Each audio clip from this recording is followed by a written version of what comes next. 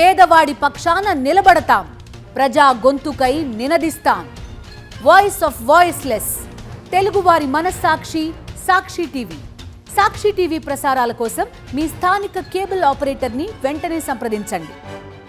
AP high court సంచలన తీర్పునిచ్చింది. మాచర్ల మాజీ municipal chairman తుర్కా కిషోర్ను వెంటనే విడుదల చేయాలని ఆదేశించింది high court. Turka Kishore remand report reject చేస్తూ సంచలన తీర్పునిచ్చింది హైకోర్టు. నిబంధనలకు విరుద్ధంగా కిషోర్ను అరెస్ట్ చేశారంది హైకోర్టు. అరెస్ట్ చేసిన సమయంలో పాటించాల్సిన నిబంధనలను పూర్తిగా తుంగలో తొక్కారని ఆగ్రహం వ్యక్తం చేసింది. సుప్రీంకోర్టు గైడ్ లైన్స్ ను కూడా పాటించలేదని హైకోర్టు మండిపడింది. అసలు అరెస్టుకు కారణాలు కూడా చెప్పలేదని ఆగ్రహం వ్యక్తం చేసింది. ఏపీ హైకోర్టు సంచలన తీర్పునిచ్చింది. మాచర్ల మాజీ మున్సిపల్ చైర్మన్ తుర్కా కిషోర్ను వెంటనే విడుదల చేయాలని ఆదేశించింది high court. Turka Kishore remand report ని రిజెక్ట్ చేస్తూ హైకోర్టు సంచలన తీర్పునిచ్చింది. నిబంధనలకు విరుద్ధంగా కిషోర్ను అరెస్ట్ చేశారంది హైకోర్టు. అరెస్ట్ చేసిన సమయంలో పాటించాల్సిన నిబంధనలు పూర్తిగా తుంగలో తొక్కారని ఆగ్రహం వ్యక్తం చేసింది. సుప్రీంకోర్టు గైడ్ లైన్స్ ని కూడా పాటించలేదని హైకోర్టు మండిపడింది. అసలు అరెస్టుకు కారణాలు కూడా చెప్పలేదని ఆగ్రహం వ్యక్తం చేసింది. పూర్తి డీటెయిల్స్ అందిస్తారు ఏపీ హైకోర్టు సంచలన తీర్పుకు సంబంధించి మా కరెస్పాండెంట్ అశోక్ లైవ్ లో జాయిన్ అవుతున్నారు. అశోక్, చెప్పండి, చాలా గైడ్ లైన్స్ ఇచ్చింది ఈ అరెస్ట్లకు సంబంధించి, అదేవిధంగా మెకానికల్ రిమాండ్ కి సంబంధించి కూడా ఏపీ హైకోర్టు సంచలన వ్యాఖ్యలు కూడా చేసిన పరిస్థితి. ఎలా చూడాలి? భవిష్యత్తులో కొంతవరకు ఇలాంటి మెకానికల్ రిమాండ్స్ ఇవన్నీ తగ్గే అవకాశం ఉంటుందని భావించవచ్చా? ఖచ్చితంగా భావించవచ్చు. ఈరోజు హైకోర్టు ఇచ్చిన తీర్పు ఒక సంచలనాత్మక తీర్పు.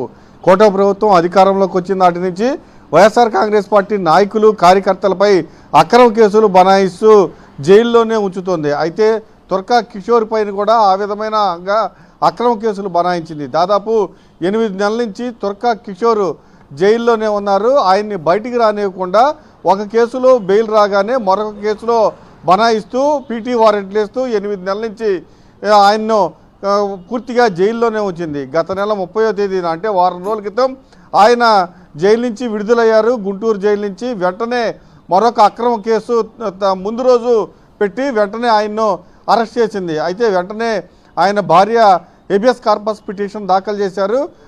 దానిపైన పూర్తి స్థాయిలో విచారణ జరిగింది. హేబియస్ కార్పస్ పిటిషన్లో విచారణ భాగంగా హైకోర్టు సంచలనమైన వ్యాఖ్యలు చేసింది.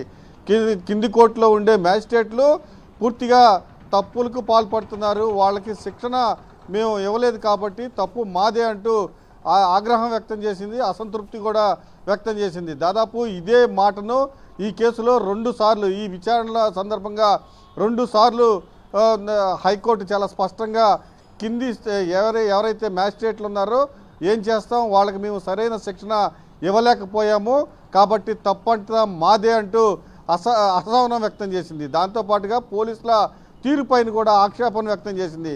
ఏవైతే అరెస్ట్ ఆఫ్ గ్రౌండ్స్ ఉన్నాయో, రీజన్స్ ఆఫ్ గ్రౌండ్స్ ఉన్నాయో ఖచ్చితంగా వాటిని ఫాలో కాలేదు. దాంతోపాటుగా సుప్రీంకోర్టు గైడ్ లైన్స్ను ఫాలో కాలేదంటూ ఆక్షేపణ కూడా వ్యక్తం చేసింది.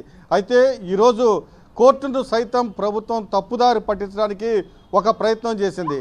30వ తారీఖున అలా రిలీజ్ అయ్యాడో లేదో, అలా గుంటూరు జిల్లా జైలు నుంచి రిలీజ్ అయ్యాడు.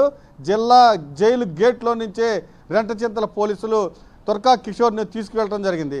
అయితే ఈరోజు కోర్టులో మేము 41 నోటీస్ ఇస్తామని చెప్పాము, కానీ తుర్కా కిషోర్ తీసుకోలేదు, దాన్ని రిజెక్ట్ చేశారని కూడా చెప్పింది.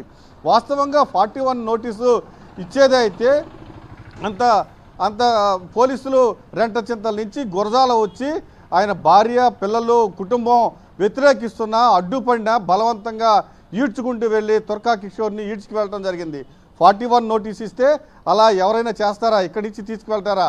ఇంతకుముందు 3-4 సార్లు దీనిపైన విచారణ జరిగింది. ఎక్కడ మేము 41 నోటీస్ ఇస్తామని చెప్పలేదు. కానీ ఈరోజు హైకోర్టును కూడా తప్పుదారి పట్టించే విధంగా ప్రభుత్వ న్యాయవాదులు హైకోర్టు ప్రయత్నం చేశారు. కానీ కోర్టు మాత్రం ఈరోజు సంచలనమైన తీర్పు ఇచ్చింది.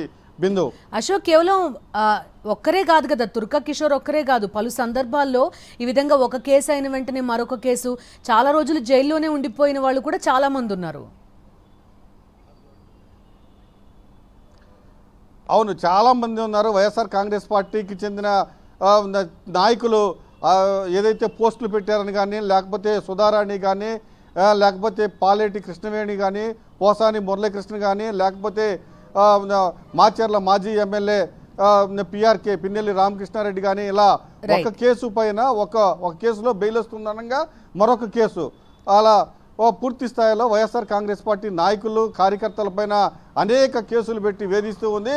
ఖచ్చితంగా ఈ కేసు ప్రభుత్వానికి ఒక గుణపాఠంలాగా ఈ రోజు తీర్పు వచ్చిందని చెప్పుకోవచ్చు. Okay Ashok, thank you.